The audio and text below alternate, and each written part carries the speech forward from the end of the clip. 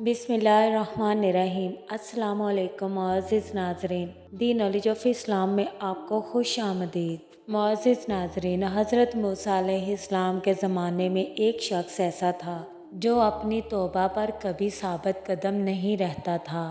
جب بھی وہ شخص توبہ کرتا اسے توڑ دیتا، یہاں تک کہ اسے اس حال میں 20 سال گزر گئے، لیکن وہ اپنے گناہوں پر کبھی بھی نادم نہیں ہوا۔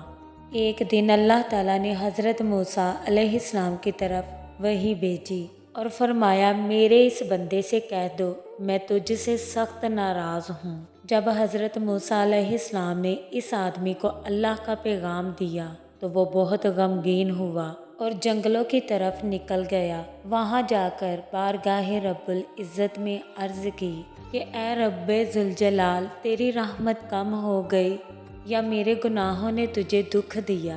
تیری بخشش کے خزانے ختم ہو گئے یا بندوں پر تیری نگاہ کرم نہیں رہی؟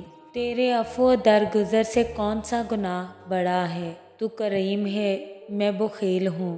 کیا میرا بخل تیرے کرم پر غالب آ گیا ہے؟ اگر تو نے اپنے بندوں کو اپنی رحمت سے محروم کر دیا تو وہ کس کے دروازے پر جائیں گے؟ اگر تو نے دھتکار دیا تو وہ کہاں جائیں گے؟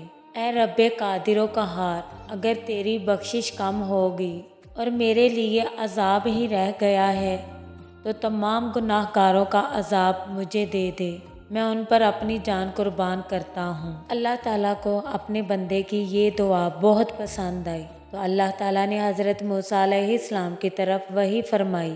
اللہ تعالیٰ نے فرمایا کہ اے موسیٰ، جاؤ اور میرے بندے سے کہہ دو کہ تو نے میرے کمال قدرت اور عفو و درگزر کی حقیقت کو سمجھ لیا ہے۔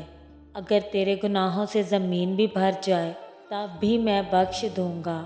سبحان اللہ۔ دوستو، کبھی بھی اللہ تعالیٰ کی رحمت سے مایوس نہیں ہونا چاہیے۔ وہ قادر ہے اور وہ ہر چیز پر قدرت رکھتا ہے۔ اللہ غفور الرحیم ہے اور وہ رحم کرنے والا ہے۔